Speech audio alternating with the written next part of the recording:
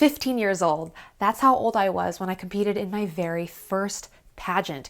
It was called Miss Teen Chinatown 2007, and I made quite a few mistakes, which is why I'm putting together what I wish I knew beforehand. Now, if you're a pageant hopeful out there and you're new to this game, don't worry, just watch this video and you'll learn a couple of the tips that I picked up the hard way.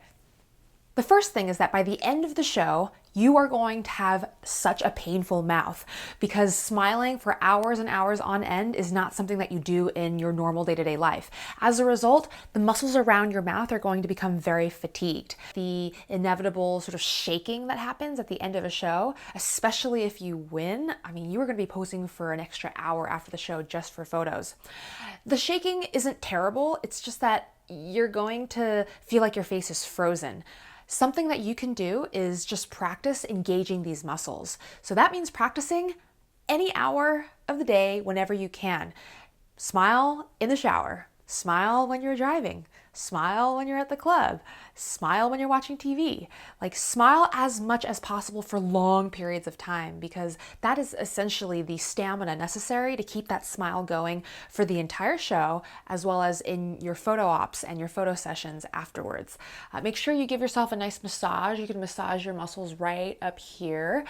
But just so you know, I wish I knew how much my mouth was going to hurt. I would have definitely practiced smiling beforehand. The next thing I wish I knew is that it's totally okay to look up the judges. In fact, the judges are generally selected because they are community leaders, they are sponsors, they are influencers in some way, so their information by and large is available online.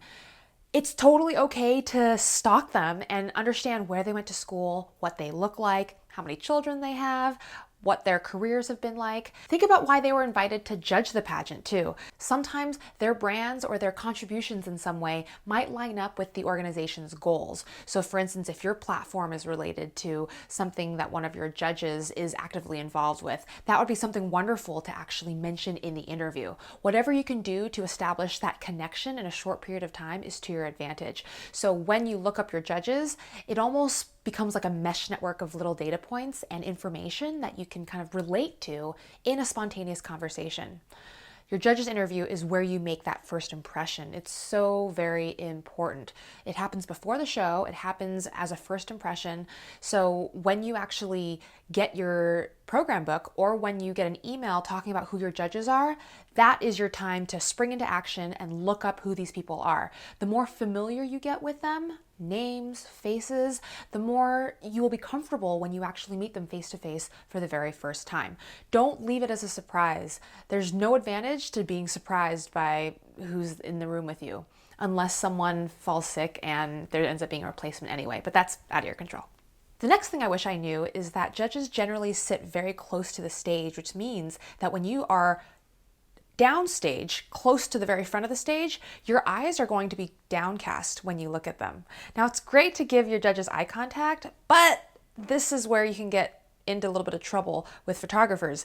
You're going to look like your eyes are closed in all of your pictures, right? Your eyes are going to look like they're closed. So one thing that I recommend is to look at the photographers and the judges. That way you have a nice balance of making eye contact for that great photo, but also being able to connect with the judges as well. I competed and I noticed that I was looking at the judges so much that I have no pictures of me on stage looking like my eyes were open. And that was really kind of sad and a little... Photographers are there and they will capture you and your presentation for years to come. Obviously you want to win, so making eye contact with the judges is first and foremost your top priority, but alternate between judges and looking at photographers. That way your eye contact isn't just like boom, like lasers at a row of people, but it looks like you're acknowledging sort of the overall room, the audience, and creating a sense of space with your eye contact and your expression. The next thing I wish I knew were some of the insider tricks of the trade. For instance, Jergens body lotion and the importance of moisturizing to keep your fake tan on longer. That stuff will prevent you from losing your fake tan, especially if it was a spray-on, too quickly. The act of actually moisturizing your skin keeps that top layer of your epidermis that has been tanned and already stained with the tanning solution on your body longer. So if you're not using lotion to keep your tan on, you might start to flake off by the time that finals rolls around. So I love the Jergens lotion because it actually gradually tans and moisturizes at the same time. Just make sure that you wash your hands well, because otherwise the webs of your fingers will turn orange. The other trick of the trade is any type of fashion tape.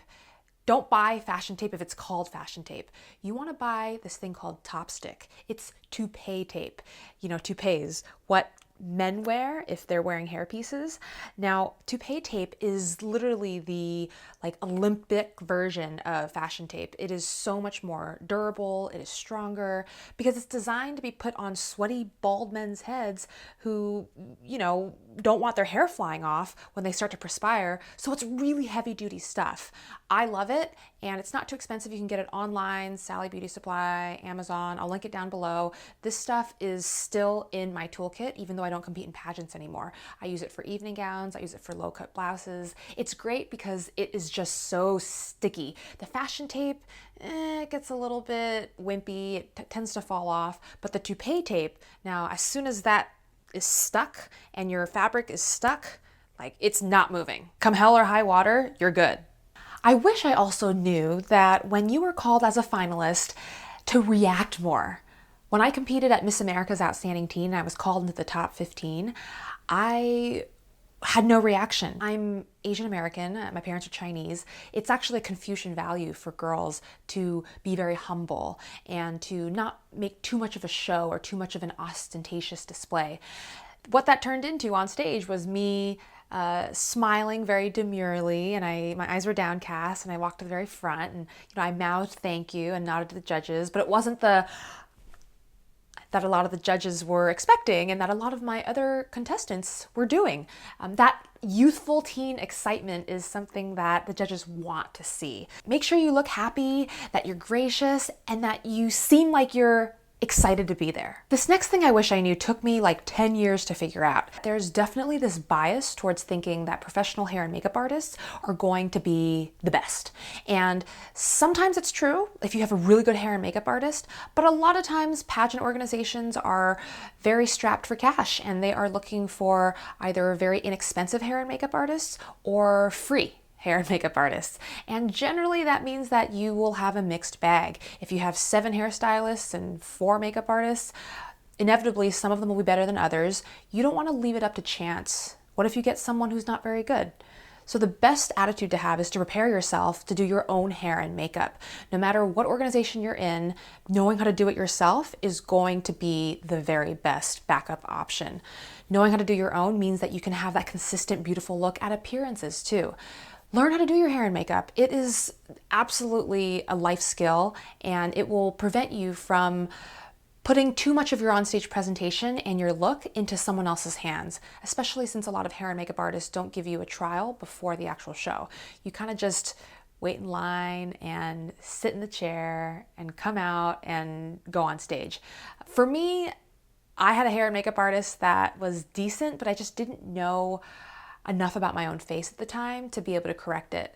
If I could go back in time now, I would definitely redo some of my eyeshadow. I would probably reline my lips a little bit.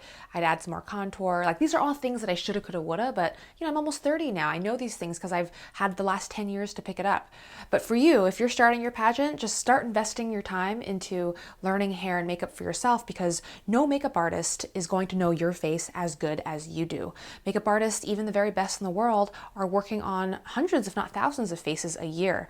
So just remember, you are always going to be your best advocate. A professional hair and makeup artist isn't always going to be the best person for you just because they have a license. There is conflict of interest sometimes where perhaps the hair and makeup team was brought in by a sponsor whose father is the father of a contestant who mysteriously ends up winning. Right? This is a very people-oriented business. So just know to protect yourself and always know at least how to fix, if not how to do your hair and makeup in general. Now, the last thing is something I see a lot of contestants forget.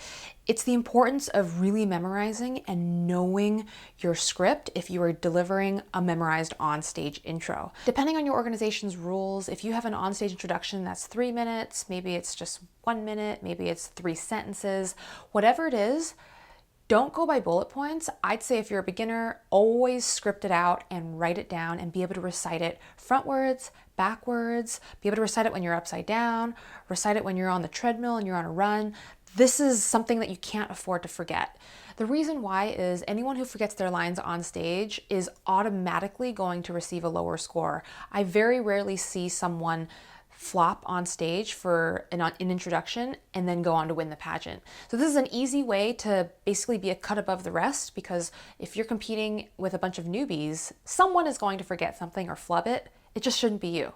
Make sure that you memorize it fully in and out. Write it down. The act of actually writing it down, not typing it out, not texting it out, the act of actually writing it down will help you with retention as well. During the pageant itself, on that day, there's going to be so much going on. So you want to be able to fall back on the lines that you have memorized and that you really know inside out, backwards and forwards. You can't afford to forget it on stage. So there you have it. Those are the things that I wish I knew before my very first pageant. Now I'm sharing my mistakes so that you don't have to make them, and so you have a better experience with your contest and your journey to the crown. Thank you for watching. I will see you next time. Bye.